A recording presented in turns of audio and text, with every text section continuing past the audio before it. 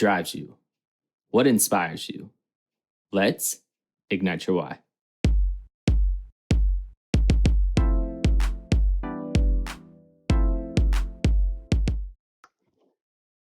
Welcome back to Ignite Your Why podcast. I'm your host, Austin T. Gullett, and we're here to have genuine conversations with authentic people to help amplify their voice and figure out what ignites their why. I am so excited that this is the season 7 kickoff. And before we get started into this episode, I just want to make sure that if you're listening to this episode before January 7th, you still have time to go to our online merch store and get some Ignite Your Why merchandise. The store does close January 7th at 11:59 p.m. Eastern Standard Time. So do not miss out. You guys won't regret it. They got some fire hoodies, jackets, polos, backpacks, whatever you want, it is there. So make sure you go check it out. But with that being said, let's get started with this episode. Today's guest was born and raised in Newtown, Ohio, and is currently living in Covington, Kentucky. They have an extensive experience working in the arts and entertainment industry and currently hold the position of Director of Events at the Cincinnati Ballet. So with that being said, let's give a warm welcome to Chuck Beatty. Chuck, how are you doing today, man? I'm doing great. How are you? I'm good. I'm excited to be back recording. I'm like smiling ear to ear right now if you're not watching this on video, but I love doing this. And I feel like I've been trying to get you on this podcast for about a year now. So I think so. Yeah, that's a fair statement. I was like, how many years has he been doing this? And I'm like, season 7. Wow. yeah, it's been pretty intense. So I'm excited to have this conversation. I'm excited to get things started. So with that being said, what is your story, man? Oh man. When we look at childhood and trying to find a way to fit in when you live in Newtown, Ohio, which is at that time, back in the late 70s, early 80s, there was a 19 in front of it. It's, you try to make your way through small town living and try to find how you fit in. I think that's where I spent most of my childhood, is just trying to figure out Mhm. what was my thing. Sports was definitely not my thing at all. um, and you see the dog is trying to make her way in. This is like a parent that brings their child to work with them. Um, but yeah, so getting involved in the arts and doing theater and doing stuff on stage in like elementary school and high school was super important. So that's kind of how I got through childhood, going, okay, I don't know, I can't be a sporty person, but I can definitely try to act and connect that way. I think that's interesting because I feel like sometimes growing up, you're either one or the other. It's either you're an Yeah. athlete and you're doing this, or you're into the arts and doing something different, or you can be like High School Musical and be like Troy Bolton and do both. Yeah, I was not that. I mean, I tried out for track, and I was like, that was the worst thing that I could ever. I hated running anyway, so I don't know why I even picked that, but I'm just like, I have to do a sport. I have to do a sport, and I'm like, no, I don't. It's like I'm not going to be track good at it. So track out of all sports, I I couldn't do know. it because it's too much running. I was asked to run track in high school because I was fast, but I was like, no. And people are like, you play soccer, and I'm like, it's different. I'm like Yeah, but having a purpose of running, where in track you're just like either sprinting or long distance. and I think that people like were really trying to be supportive of Mhm. this, the coaches and like the gym teachers, but they're like, really? Is this really where you want to go? I'm like, probably not. I'm just trying to figure it out. Um, but yeah, that's where, doing choir in elementary school and then later doing um, musical theater throughout all of high school um, was like how I found my way in to like be more comfortable. Because I Mhm. was like a scrawny little skinny kid who lived in Newtown, which is not like the nicest area. So you always had to find a way to get into the conversations, because once they Mhm. found out where you live, they're like, yeah, we're not going to talk to you, because it was that kind of school that I went to. Oh, small Everyone town else lived. living. Yeah, I mean, it's Turpin High School was like the high school that I went to, which is Anderson Township, kind of Mhm. like Turpin Hills, nice houses. Everyone's house I went to, I'm like, oh, this is great. You're never going to come to mine, but this is fine. This is this is cool. But it's one of those ways to find your way into conversations and to connect with people. And like if you're with that group of people, you're like, hey, I can hang out with all the theater people and you know get through It's these finding your high school niche. years. Yeah, finding Yeah, your niche, and yeah, it's super important. absolutely. It's so important, especially at a young age, because I feel like high school is it's an experience. High school is Because hard. I mean, I actually made friends with like this big guy because I was getting picked on all the time, and I'm gonna stay friends with him because kids are first of all, he's not mean. gonna, yeah, first of all, he's not gonna pick on me. Second of all, if I do piss him off, I'm the next one that goes in the locker. I did piss him off once, and he did shove me in the locker one time, but after that, I got back in his good graces, so he was just my protector for a while. That's funny. So I do have a question because you talk about Yeah. being into the arts. What did you do after high school? Did you end up going to college and pursuing a degree, or what was that path like for you? So the path for me, my parents, they didn't really push college, Hmm. because neither one of them went to the college. They would like to see me go to college, but it wasn't a thing. I did have an interest in broadcasting, so I went to what was called the Connecticut School of Broadcasting right after high school. And I think it's now the Ohio Center for Broadcasting. So I did that for a while and then realized there was no money whatsoever in that field very early on. So Yeah. I had to kind of like find a job that was like in insurance or a call center. So I was doing that kind of route for the longest time, just Hmm. to make money and make ends meet. Then working at a call center in Mason, there's a Mason Community Theater group that I got involved with because I'm like, I still need to. I took myself away from that for like several years. So I'm like, I still need to find that niche to get Hmm. into again as an adult. And it was kind of weird because you go from high school and then you go to it as an adult. You're like, this is weird, but at the same time, it's so rewarding because you can use what you did before and just kind of jump back in and do those things. So I was in a couple shows that I did in high school, but I had a bigger part this time. So I was like, this is cool. I'm like the lead. I wasn't the lead in high school. So now I can be the lead in this great community theater. Um, so, and then it led to still working in call centers, going, okay, how can I work in the arts? Hmm. And I got the opportunity in 2017 to start the Aronoff Center as a house manager. It's So, crazy. It's crazy how things come full circle in life. yeah, And absolutely. like when Because you're talking, yeah. Oh no, you can go. no, it's like, because I would never have thought as I would be working there. Right. I did a show with Cincinnati Musical Theater. I'm like, this is the coolest thing in the world. And my mom, she's so cute because she's so supportive, and she'll take these small things and go, "How many parents can say that their kids have been on stage at the Aronoff Center?" I'm like, a lot of parents, but thank you. I appreciate that genuine support, but there's a lot of kids. But at the same time, doing that on stage and then actually working there to help. I think that's where I'm finding more of my niche now is being the supportive role, not Hmm. actually being the star, but being like behind the scenes and kind of being able to assist that in happening is kind of like energizing. It's like Yeah. a new kind of experience now. Yeah. It's definitely different, and, the way I can relate to that in a sense is working in Hmm. sports, right? Okay. My Yeah. passion was always sports, but when you think of the behind the scenes and putting on the production because when you go to an FC Cincinnati game, you're probably not thinking of the setup that goes into it, the marketing tactics, the game day promotions, and all the ins and outs, the ticket sales, like, it all comes together, and when you have that Yeah. product and you get to see it flourish, you're just like, "Oh my gosh, this is amazing," and you don't give people credit when it's due because you're as a spectator just going to enjoy the atmosphere and enjoy the Oh, experience. well, the thing is, unless you're in that business, which Right. I am in, so you notice all those things. Yeah. And I'm like thanking every single person I see that's working there. And it drives people crazy. They're like, why are you thinking? I'm like, you don't realize what it takes to make this happen. So that vendor It or that is. whoever's setting that up, they're working their ass off and you want to be able to appreciate them. So It is so I much. know what they're doing. Yeah. I vividly remember it was 2019. It was, I believe, maybe the third game of MLS history for FC Cincinnati, and it was the Mhm. worst game I ever worked a day in my life. Like, I genuinely almost quit. It was pouring down rain. It was Yeah. freezing cold in February or March, and it poured the entire game, like straight downpour. And you're freezing. I couldn't feel my toes. I couldn't feel my hands.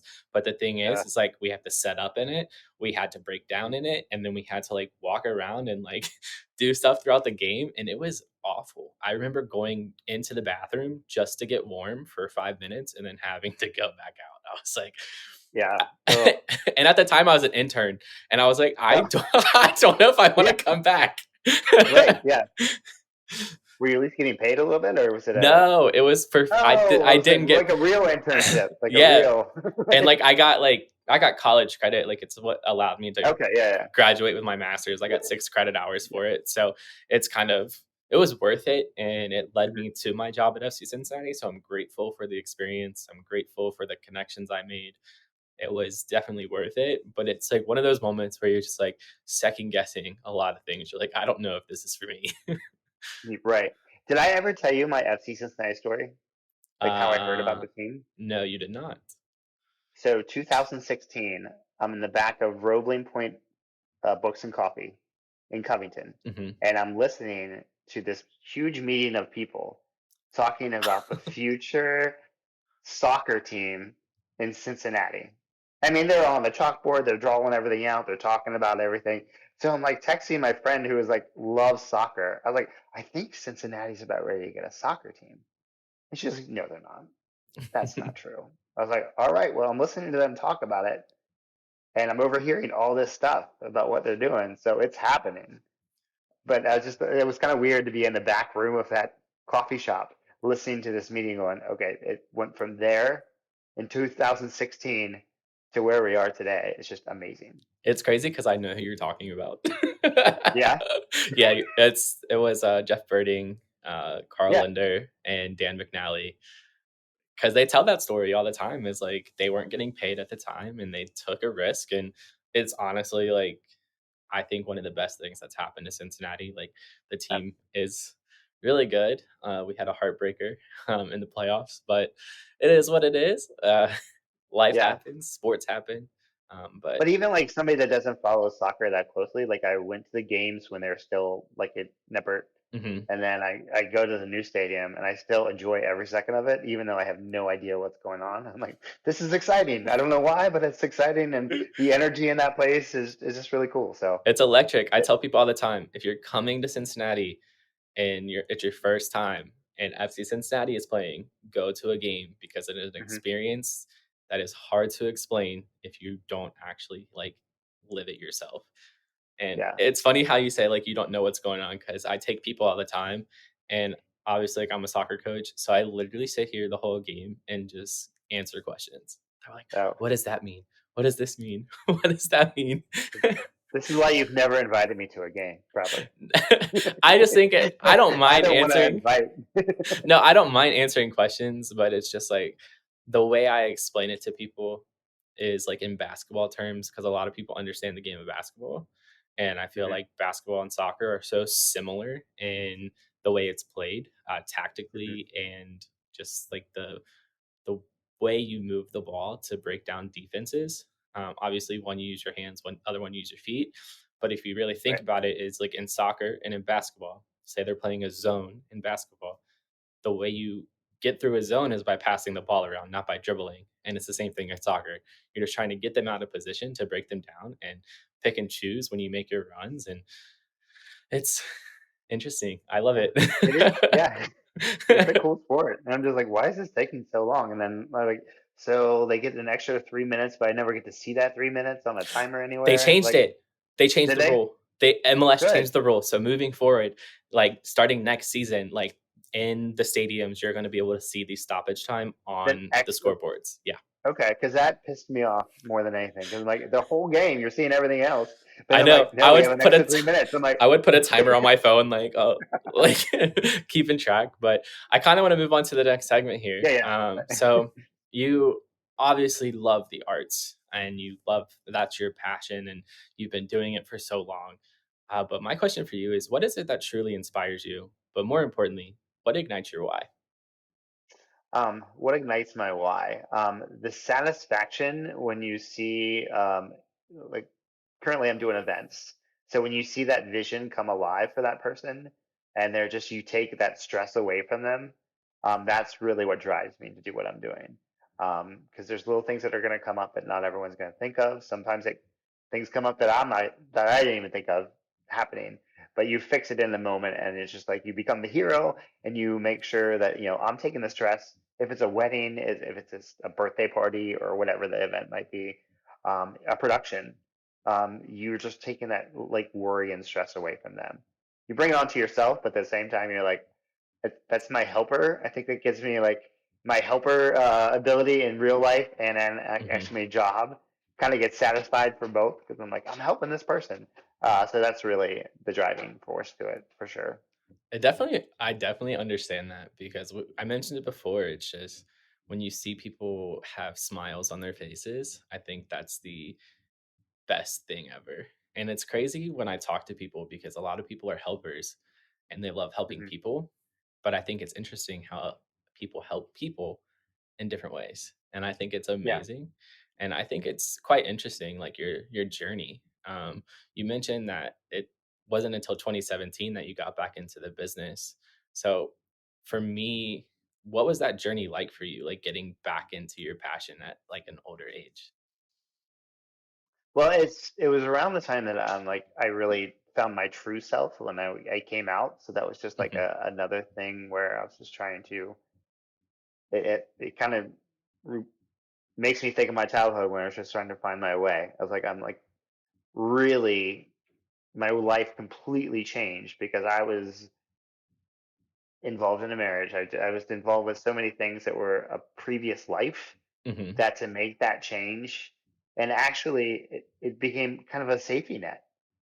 Like here, I'm going to go back into theater because that's where I felt safe. So it goes from, you know, sadness, depression, figuring out what life is, and then you're going right back into something that you go, okay, this has a solid foundation that I know and love. So I'm going to go back to that, and that's going to help me get through the stuff that's not so great. So that's really what drove me back to it. I'm like, I need to find that happiness, Yeah. and it was there. It's So I'm like, all yeah. right, perfect.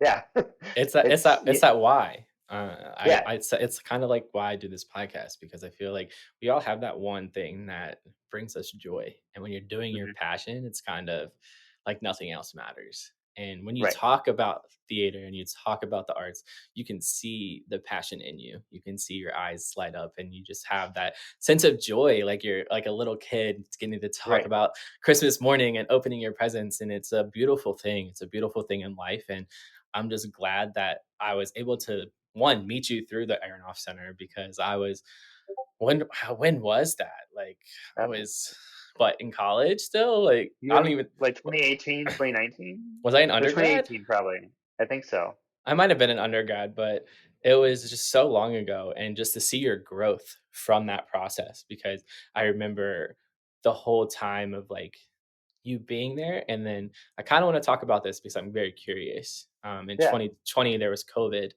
and I know that a lot of people were laid off from their jobs, and I'm just curious, like how did you handle that situation? Because you talk about this being like your passion, this being your love, and it to be kind of stripped away. Like, what was that like for you, and Oh, how did you cope with that? well, first of all, it was devastating because when you you find something that at that time I think I'd been there for 4 years. Hmm. I was like, I found my thing, and like this is not going to go away. And then a global pandemic happens, and you're like, well, what do I do now? Um, the way I got through it, basically, I was married at the time with someone that had another passion, and I got to kind of feed into their passion Hmm. because I went and said, "Well, let me go look for another job. I don't know how I'm going to. It's 2020. There's no one hiring. You can't work anywhere, but let me try to find something." And that person was like, I really want to focus on some of the stuff that I'm doing."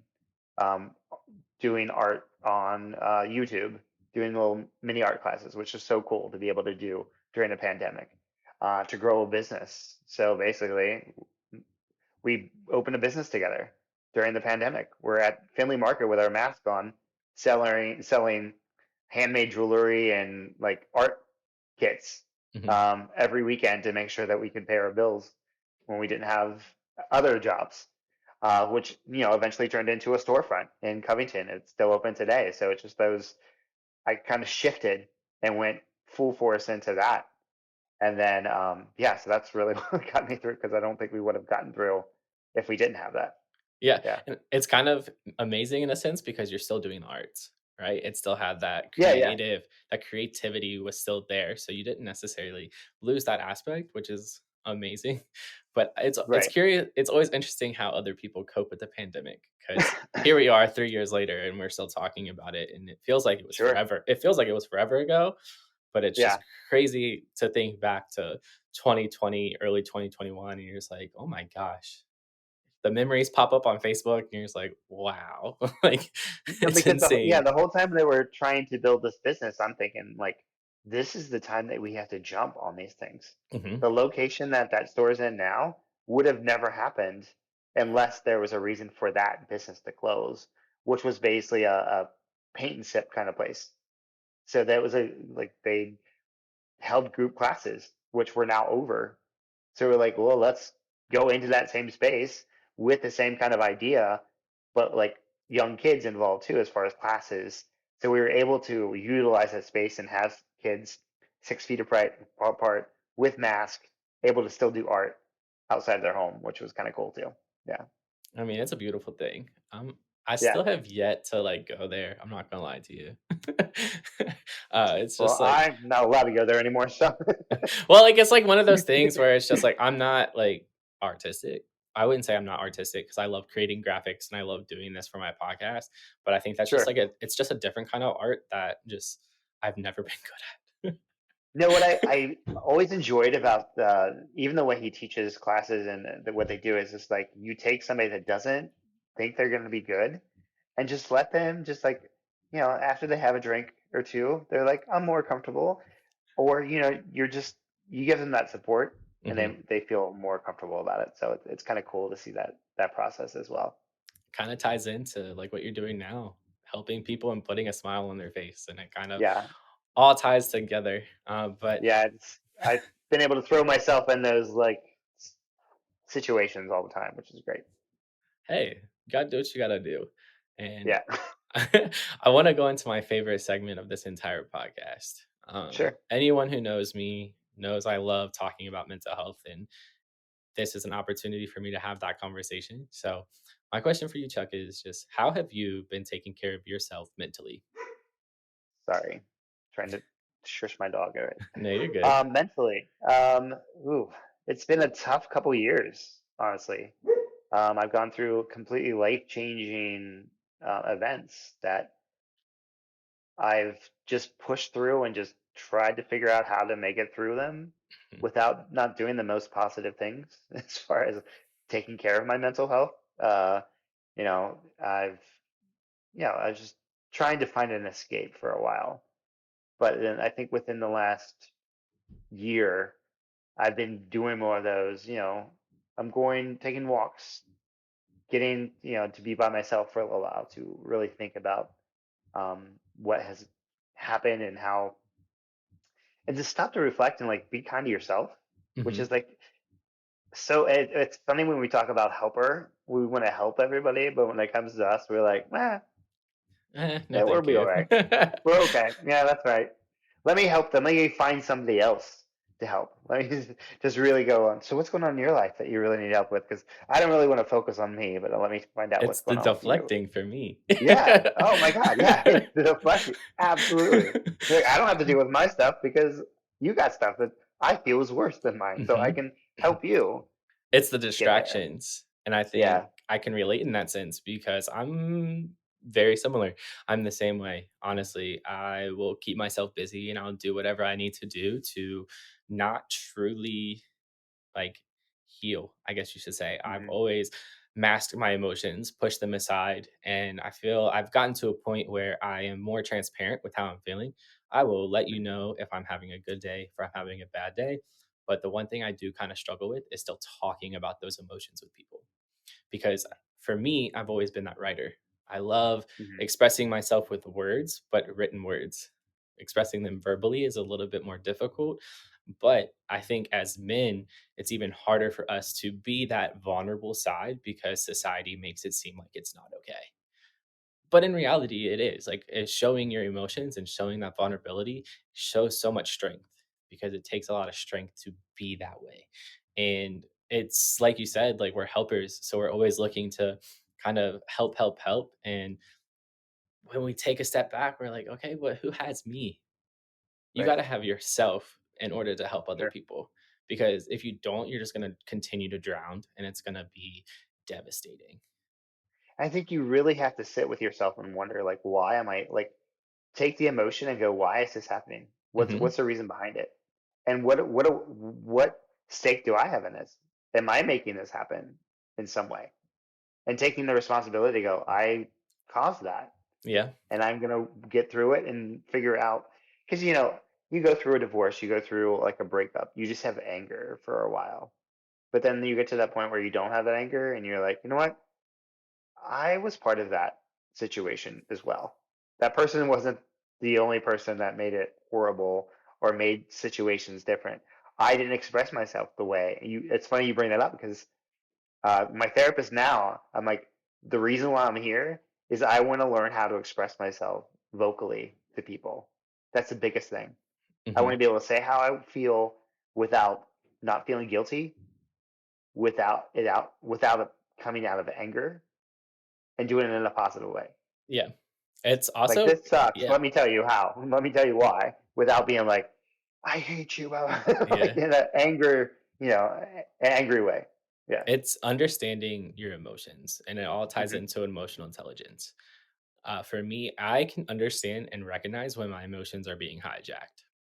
I feel it, I recognize it. For me, I have this thing where I don't like to have conversations off of pure emotion.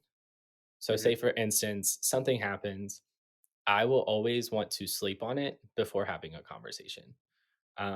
I understand that in life, sometimes that doesn't happen, and sometimes conversations need to happen in the moment, and that's okay.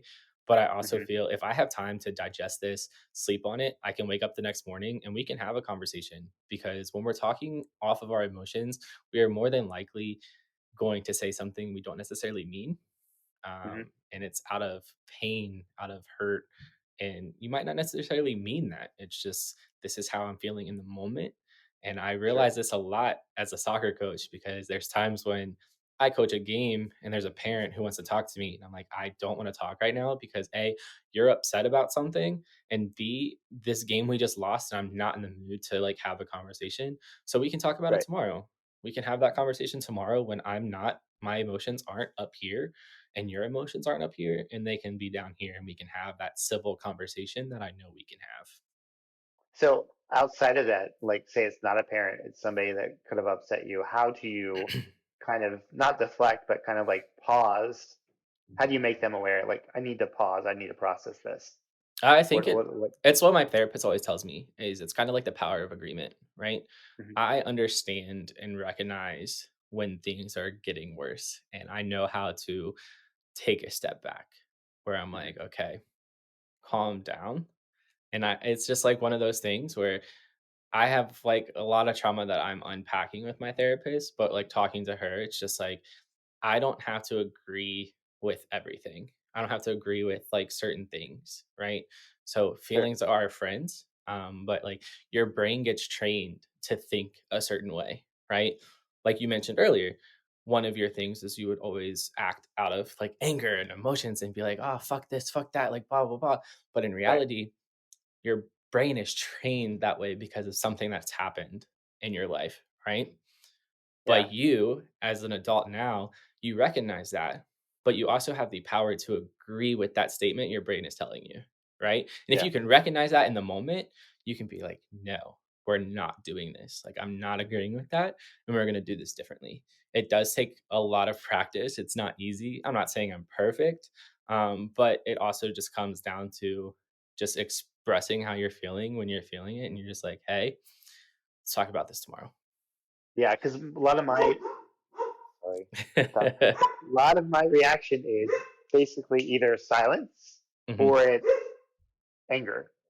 Yeah. It's a quick. quick, really quick reaction. Come here. And that's still I'm still trying to figure that out because if I get so upset about something, it's an automatic shutdown, and I'm like, I'm not talking to you at all. And it's like a pretty clear that I don't want to talk about the situation, and not in a good way. Not Yeah. saying, hey, let's stick back and like, I don't really want to talk about this now. It turns into, all right, you just should just probably leave right now and just get out of my face kind of Yeah. situation. It Yeah, definitely it comes to moments when, like, if you're feeling that way and you can see it coming, you just have to tell yourself, like, "Hey, let's take a deep breath," yeah, and, like, take control over the situation. I think that's the biggest thing, is sure, gaining that power, take it back. Don't give the power to the silence, don't give it to the anger, because those are easy ways for you to deflect, right? sure, So absolutely. let's take a step back and let's take a breath and be like, "Okay, you really pissed me off." Right, right, But yeah, it's also just like, "Hey, like, dude, like, whoever you're talking to, you can be transparent. Be like, "Hey, I didn't like that, and I'm really upset right now, but I really don't wanna talk about this in this moment.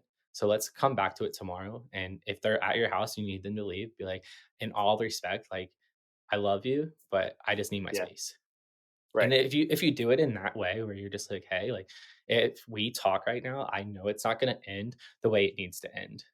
So right. let's just take some time and let's be adults about this and let's talk about this tomorrow morning." And those So are the healthy, good conversations to yeah. have. Like if we have this conversation right now, it's not going to go well. Mhm. So But you have to let's recognize not. that in the moment, and Yeah, yeah, instead of being silent and just, like, being like, "All right, like, I'm pissed at you." yeah. Just And just I've done like that so many times because people are like, and I honestly, I'll go like, I won't talk to you for days because I'm just like, I'm just not that upset, but I've just disconnected from you yeah. completely in my head. And I've had friends confront me, like they've seen me out. They're like, so you stopped talking to me. Why did you? I'm like, okay, I'm really gonna have to talk about this now. It's been 3 days, so I can't say this just happened. We need to actually have this conversation and talk about it. So, but it's been kind of healing too to go, all right, I did not act correctly because I'm like, I could have approached this totally different Yeah. and we would not be having this conversation right now. We'd be fine, which we were like 10 minutes after we had the conversation because we just kind of went back and forth. And I said, this is how I felt. He said, this is how I felt. I'm like, oh, okay. Well, this is how a And what's healthy crazy is this adult could have conversation happened can, days ago, but yeah, you're I'm gonna call you out. You're being petty, Chuck. You're being I petty. was. I was. It's like, That fuck is you. yeah, Like, that is the petty thing to do, but in yeah, reality, can you control how other people feel? Can you yeah, control what other people think of you? Can you control what other people say? No. right. The only No, thing you can control is your emotions, how you react, and how you feel. So I always tell people, control what you can control, because there's so many things in this outside world that we focus on that we cannot sure, control. But if we just take a moment to just take a step back and be like, whoa, I need to do this for me. I need to take control of this situation and do what's right. And it does take time, it takes practice. I do want to recommend something to you. And I'm yeah. not getting like a promotion for this, so this is not a sponsorship, but this book, it's called The Shadow Work Okay, Journal. TikTok is killing me with that shadow. Dude, Is it do good? it. Do it. Do it? I've Okay, only done 3 activities. I'm doing it with my therapist right now. And okay, the first one, I, like, literally cried just doing yeah, it. And okay. it really just makes you, like, get into deep thought and just being able to talk. I think it would be different if I was just doing it by myself, but, like, Hmm. I have my therapist who talks me through them. Like, she'll give me homework, and each session, like, we talk about the activity that I did, and it's a way to dive deep into, like, your shadows and just, That's like, the on. things that are holding you back in reality, because, like, you're talking, like, these things that you're talking about, there's we don't call them traumas in my therapy sessions. We call them wounds. They're wounds that have are deep down inside that you just kind of brush aside, that you need to heal. You need to live through Sure. those and kind of go on with their life. And they help shape you, and I'm not saying it's easy, like, I still struggle to this day, like, I really do, but I'm in that journey, I'm in that process, and it only comes down to wanting change. You can Hmm. talk about wanting to heal, but the only way you're truly gonna heal is if you truly invest and are willing to put in the work, and it's a lot. It is a Yeah. lot. Well, what you're doing with this show and the 7 seasons that you've had has made a huge impact on everyone that's watching it, because the start of last season when you shared your own experiences, that's just real. That's just like something that you're like, you could easily go by and just host the show over and over and just bring in other people to talk about what they want to talk about. But Mhm. for you to do it yourself is something that is important and valuable, as a friend of yours, to hear that and just to be able to, know, the reason behind this show is so much more than, You're almost making you me know, cry, stop. I know, but it's just, no, it's so cool because I'm like, that's why you're doing what you're doing, and that's amazing. And you're helping yourself at the same time, I feel, and Mhm, you're helping other people be able to share their experiences. And because I go back and forth, because over when you go through something, you just try to figure out where that outlet is. mhm. Like social media was the worst outlet for me for a while because I just felt like I was pouring everything on a status update, which should be like, "Hey, I went here and did this," and I'm like, "No, this person did this to me, and I hate life." Blah blah blah. Like, everyone sucks. I'm like, "Oh, delete, delete," because I don't want that to come back in my memories. That's the worst part too. Right. It's like you type that stuff out, like it doesn't go away. It's there forever. The internet keeps that stuff. Um, but to able, but not only to share your experiences, but to give an outlet for people to go, okay, I can share my story and have a great conversation about it, and just, yeah, and do this is very important. So Well, thank you, I I'm very proud appreciate of it. you. Thank you, Yeah. thank you, thank you. I really do Yeah. appreciate it. I think for me, doing this podcast, I always felt that if I was going to be genuine and authentic, that means I had to be open and honest, Hmm. not only with my listeners, but myself. Because that episode you're talking about, episode 5.1, Free to Live for Yourself.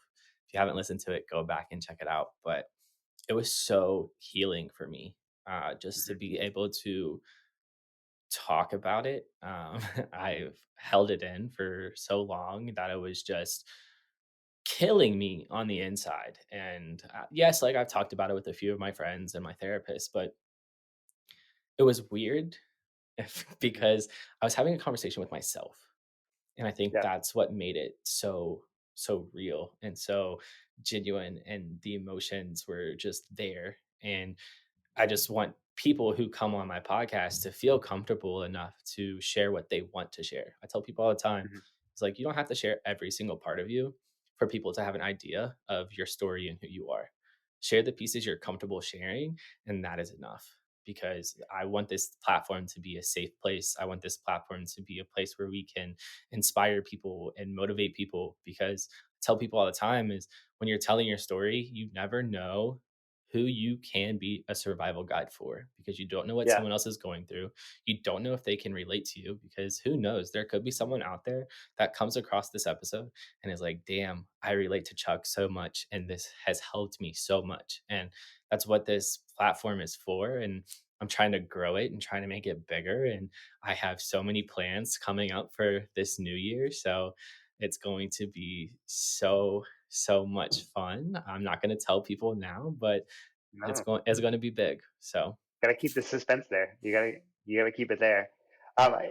It's weird because you talk about sharing your story. I was able to share my story with domestic violence through a film that I co-produced and made the characters. I didn't star in the film, but it was my yeah. story, and I was able to tell it without being super a part of it, which was helpful.